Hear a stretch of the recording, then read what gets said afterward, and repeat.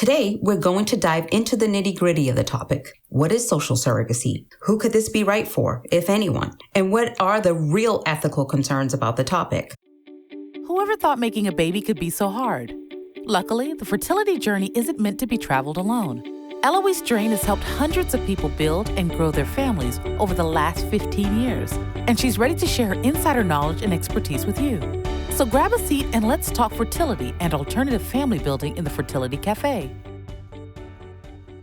Hello, and welcome to today's episode of Fertility Café. I'm your host, Eloise. Today, we get to talk about a subject that I've never really spoke about, social surrogacy. Gestational surrogacy is an amazing opportunity for intended parents who are otherwise unable to have a baby of their own.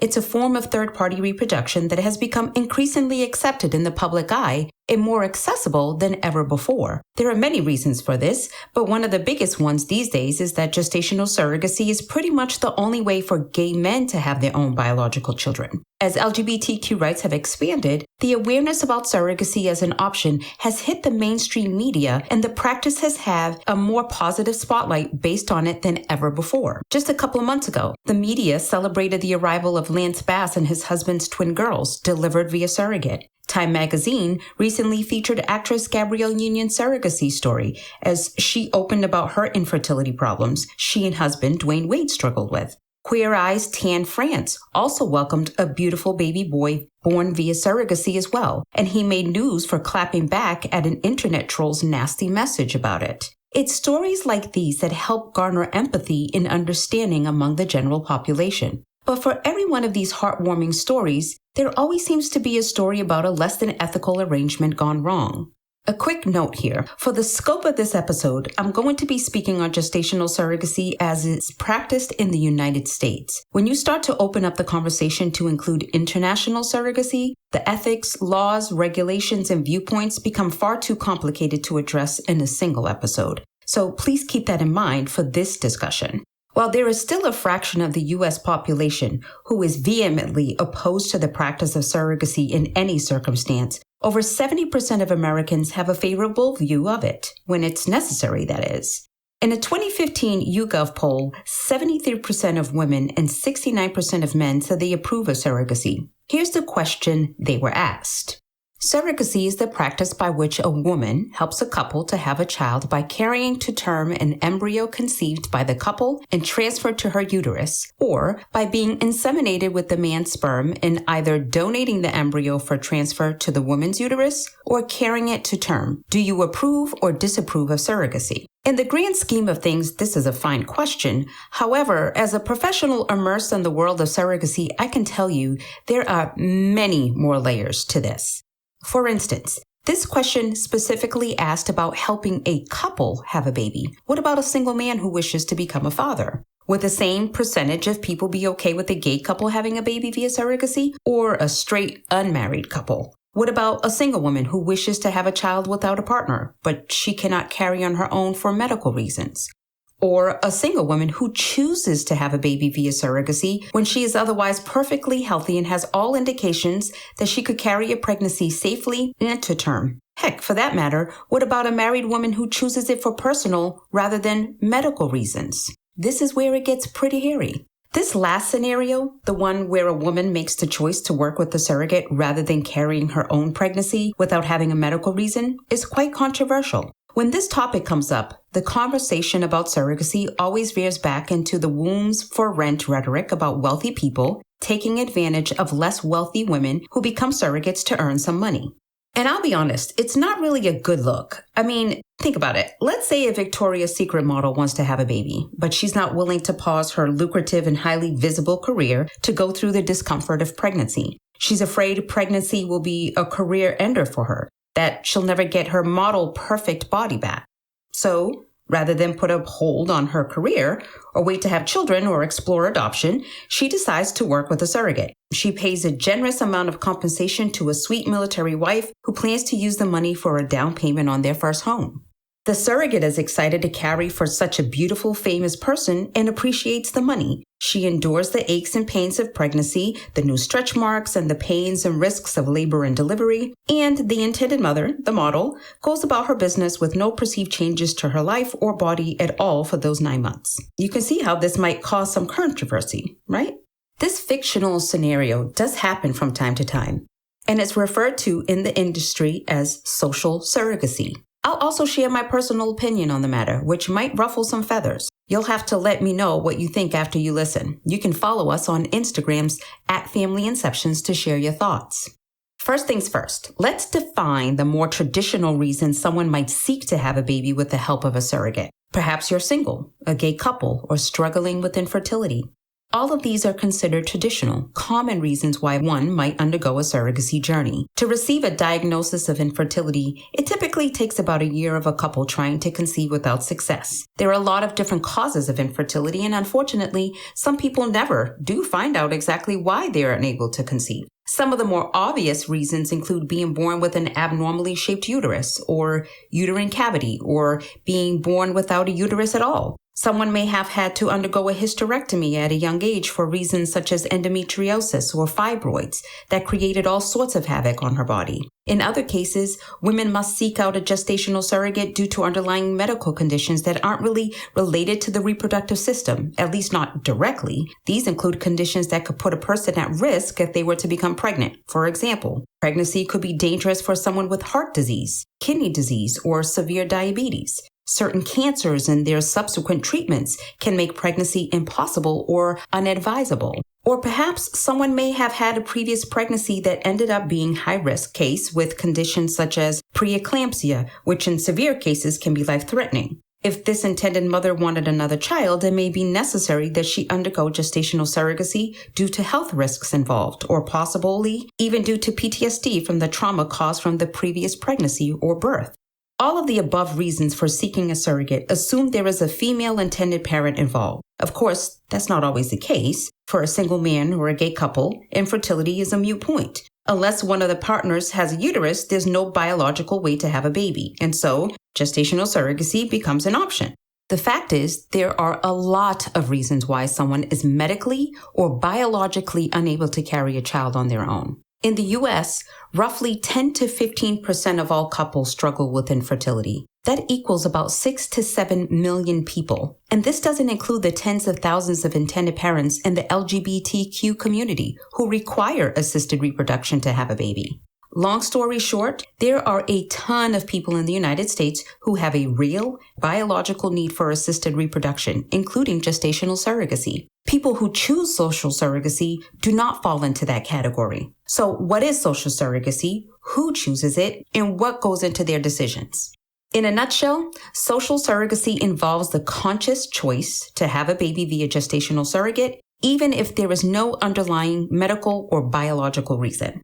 Let's jump back to the start of today's episode, where I described the fictional Victoria's Secret's model who wasn't willing or able to put her career on hold for 9 months. Some individuals, such as her, want to be parents, but wish not to carry the pregnancy on their own due to personal or work-related reasons. Now, it's important to note that while surrogacy in general has become more accessible over the past decade or so, the same is not true for social surrogacy. Someone who wants to pursue this path to parenthood may face legal and other barriers. For example, in the state of Utah, it requires medical necessity in order for one to enter into a surrogacy agreement. This means that the intended mother needs to prove that there is a true medical reason in which she is not able to carry the pregnancy.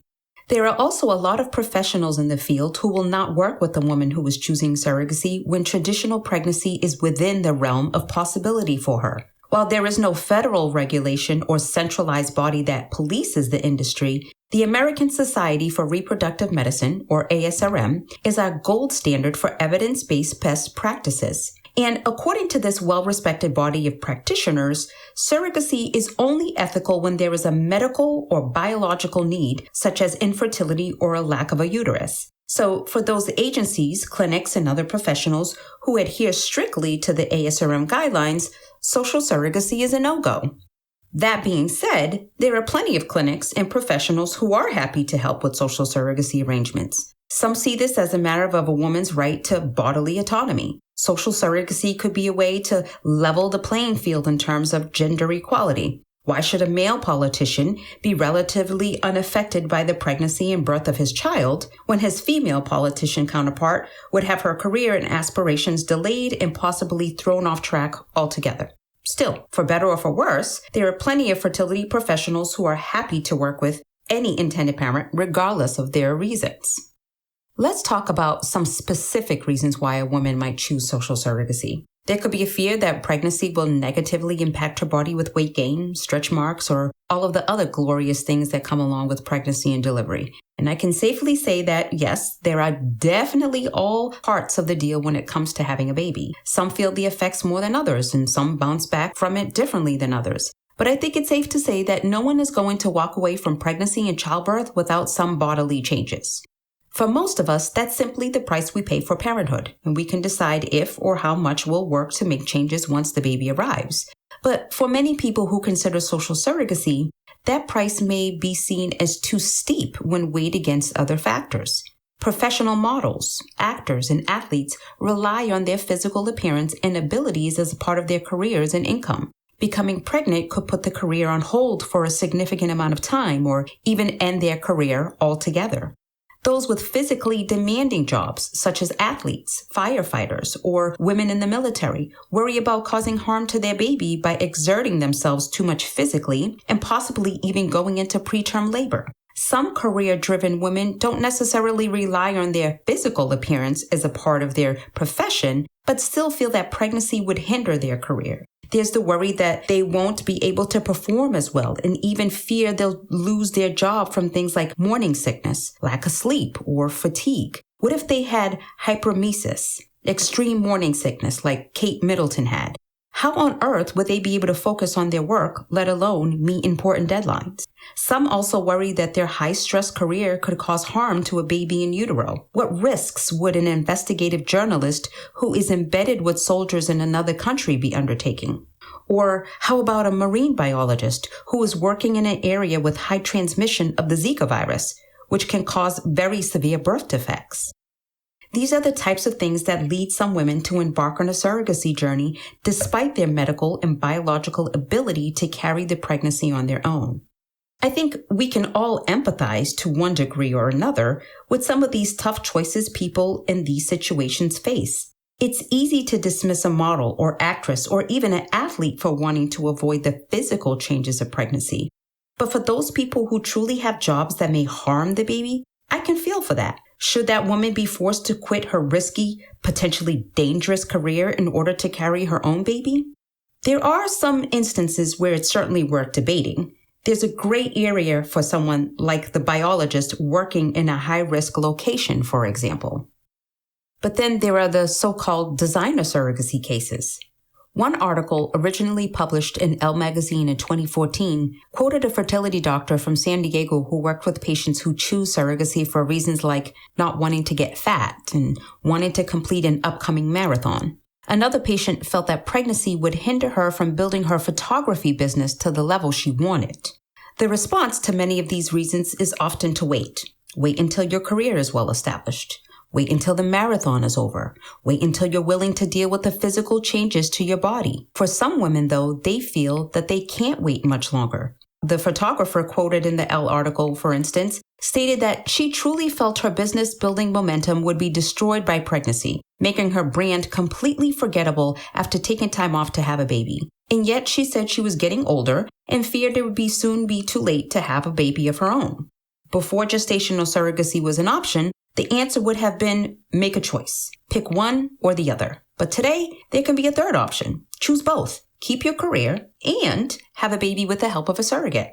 In the case of the successful photographer, she worked with a friend of hers who happened to own a surrogacy agency that had no qualms about social surrogacy. In fact, her agency had facilitated several social surrogacy arrangements in the past, so this was just par of the course. The photographer and her husband decided that having a baby via surrogate was the best option for them, and they decided that they were willing to face the backlash. And they did receive a considerable amount of backlash from friends, family, and strangers alike. To be clear, Social surrogacy is not a particularly common occurrence. One fertility specialist in San Diego estimates that social surrogacy, or convenient surrogacy as he called it, accounts for just about 5% of all the surrogacy arrangements he oversees. It does happen though, and I think as surrogacy becomes more common, we will be hearing more about it and debating the big question. Is social surrogacy ethical? Should a woman be able to ask a surrogate to carry her child for the sake of not ruining her body or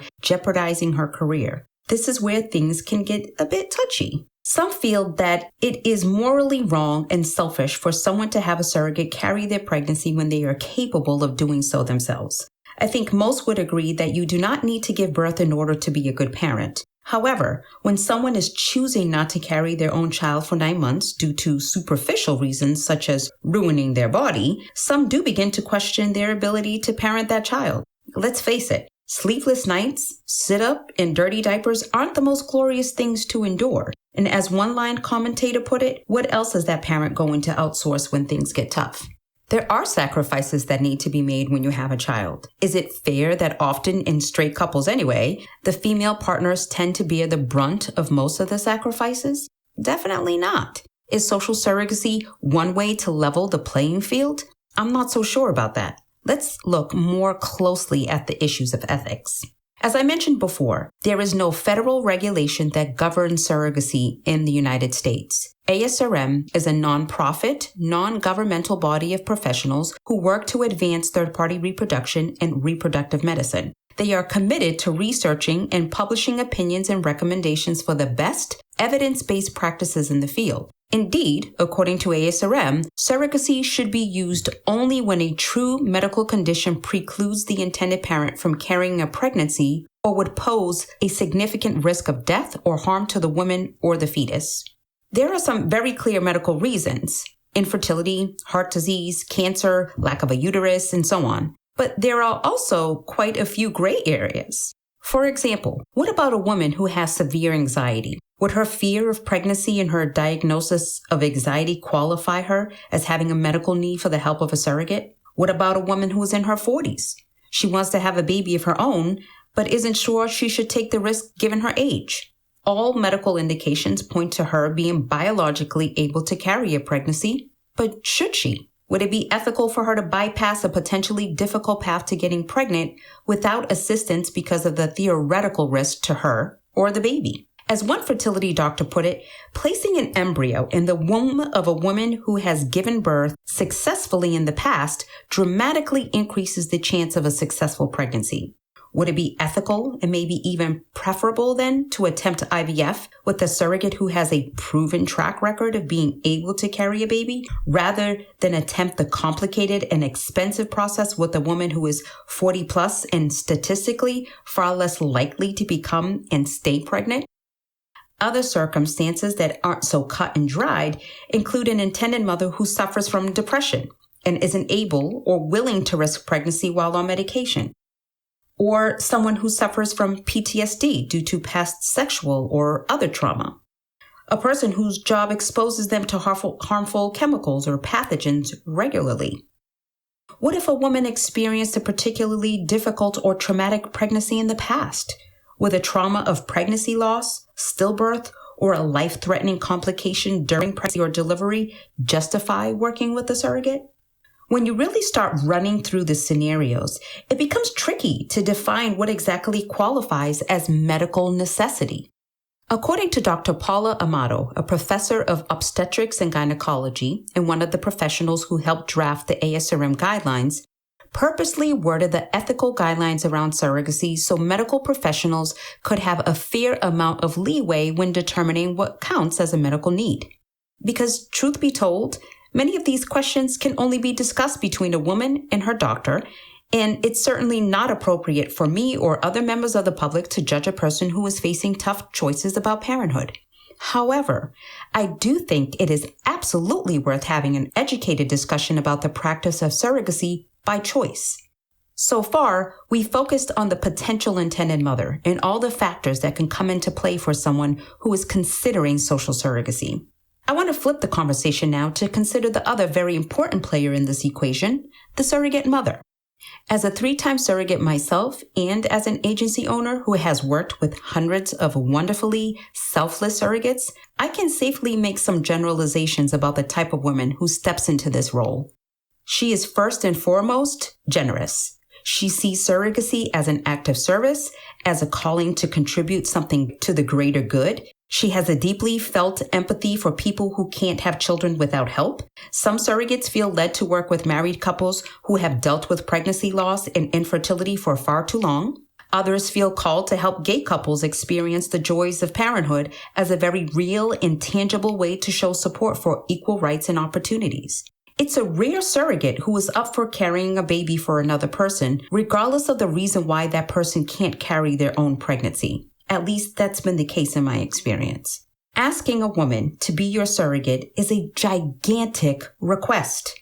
There are so many physical, emotional, psychological, and practical considerations to be had. You are essentially asking another human being, another mother, to put her life on hold for about a year or two.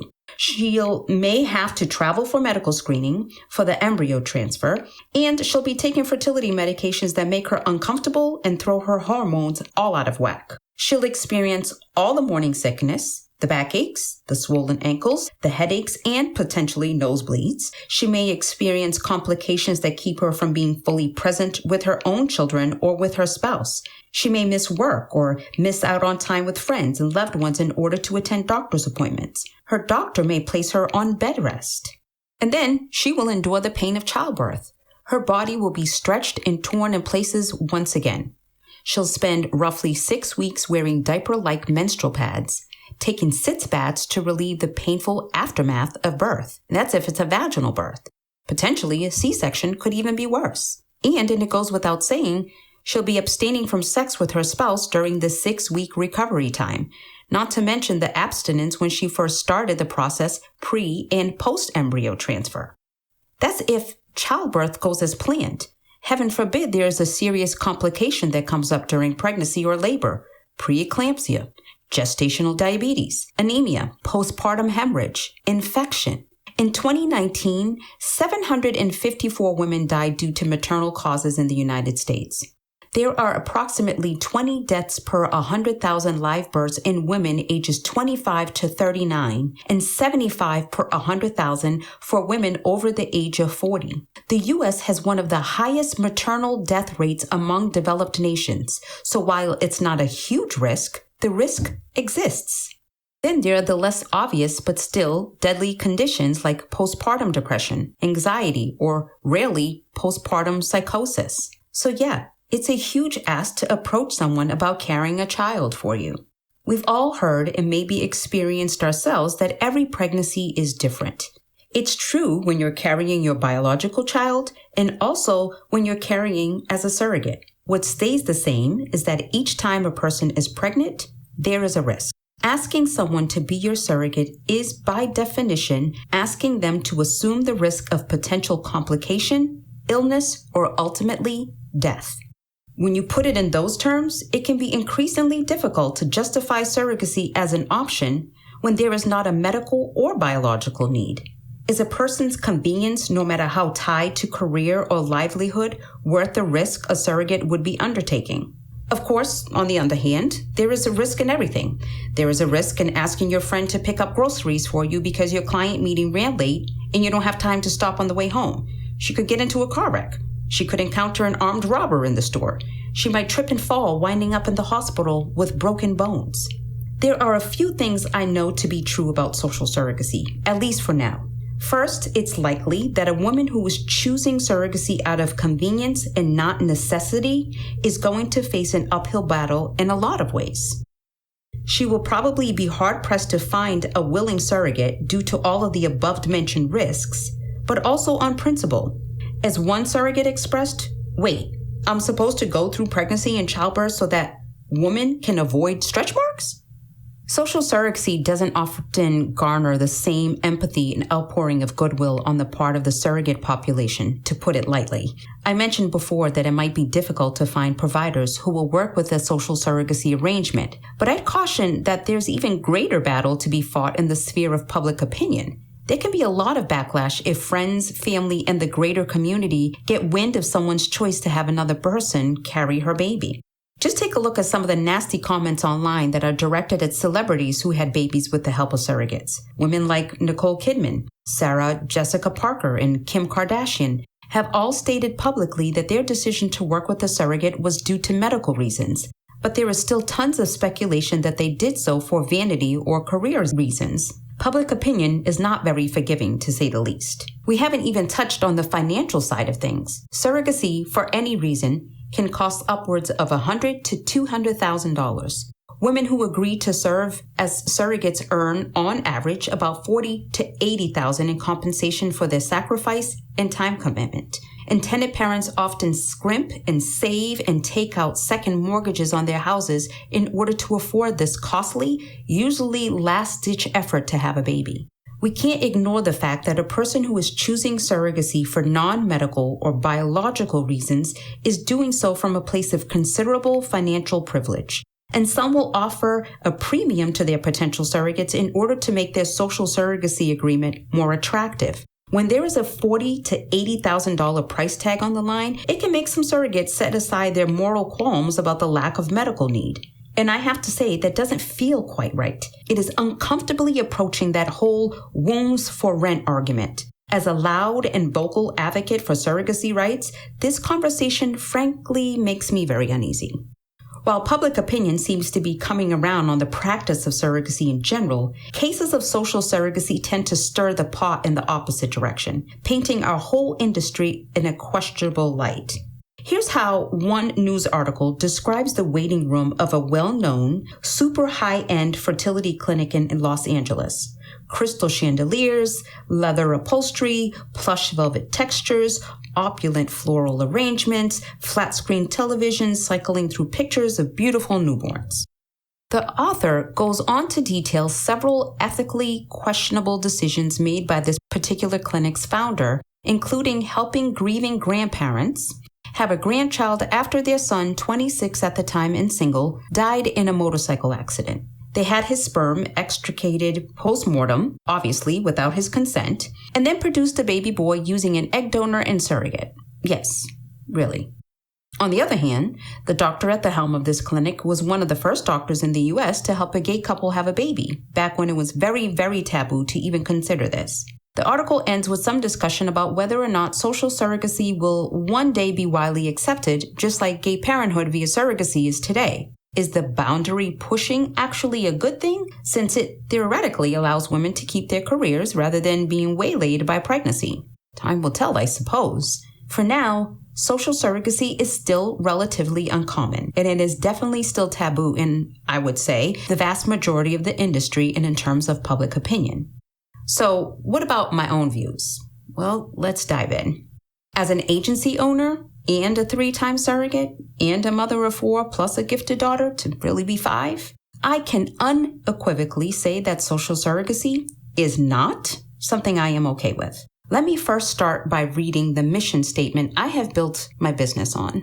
At Family Inceptions, our mission is to create and grow families by empowering parents, surrogates, and donors to make educated and bold decisions about their future, serving directly from our hearts and with integrity and honesty, honoring the journey of our clients through compassion and empathy, embracing inclusivity and diversity with open minds and hearts, expressing gratitude with joyful and positive attitude, and demonstrating expertise in the field of third-party reproduction. Let me zero in on this part. Empowering parents and surrogates to make educated and bold decisions about their future. The choice to become a parent is indeed bold. It's one of the most significant, courageous, terrifying choices a person can make. To me, the idea that a person who is physically capable of carrying a pregnancy would choose to put her career or other priorities in front of that choice, well, it's a bit like having your cake and eating it too. Except in this case, you're putting the cake maker at a heightened risk of getting burned while baking for you. The very fact that every pregnancy, regardless of whose baby is being carried, is inherently risky takes social surrogacy off the table for me. Maybe it's because I was a surrogate myself, so I intimately know how big of an ask this is. In my third journey, I experienced complications that resulted in me actually having to have an emergency hysterectomy to save my life. The idea that a woman would gamble with my life in order to save her career or body or lifestyle, well, it doesn't sit right with me. And so I will not facilitate social surrogacy arrangements, in large part because I won't be a party to gambling with a surrogate's life. One of the major reasons why surrogates receive such significant compensation is because it's an acknowledgement of the pain, sacrifice, discomfort, and risk that she agrees to endure for the sake of a person or couple who desperately want to become parents. Desperately hopeful parents who have likely exhausted all avenues before arriving at surrogacy, often to great financial detriment and always after loads of emotional turmoil. It is a huge ask for someone to become a surrogate, and in my opinion, it should only come to that in the most necessary of circumstances. And so, no, I am not in favor of social surrogacy. I will not pass judgment on the woman who chooses this route, as we all have to walk our own paths. However, I also won't be a party to it, which is why Family Inceptions will not work with women for whom surrogacy is a choice and not a necessity. Others may certainly disagree, and I can respect that. I hope that you can also respect my opinion on the matter. I would love to hear from you on this. Please join the conversation over on Instagram at Family Inceptions, but please, only if you can do so respectfully. I will end on this note. While it's certainly controversial, the fact that we are even able to have this conversation today is pretty amazing. The leaps and bounds made in the field of third-party reproduction these past couple of decades are incredible. IVF and gestational surrogacy have made parenthood possible for people in ways that used to be unthinkable. And so, of course, it makes sense for there to be a lot of ethical questions and dilemmas to pop up. As we debate about genetic testing and designer babies, this question of using surrogacy by choice is an important discussion to have. It helps us define the blurry line in science and reproductive technology between doing good and taking it too far. I hope you found this discussion helpful as you weigh your next steps. We would love for you to rate us. So if you haven't yet, go to your listening platform of choice and subscribe, rate, and review this podcast. You can follow Fertility Café on its Instagram and Facebook channel at Family Inceptions. We'd also love you to share Fertility Café with friends and family members who would benefit from the information shared. Join us next week for another conversation on modern family building. Thank you so much for joining me today. Remember, love has no limits. Neither should parenthood. Thank you for joining us in the Fertility Café. Whether you're an intended parent, a woman considering egg donation, thinking of becoming a surrogate yourself, or a friend or family member of someone dealing with infertility, we're here to help.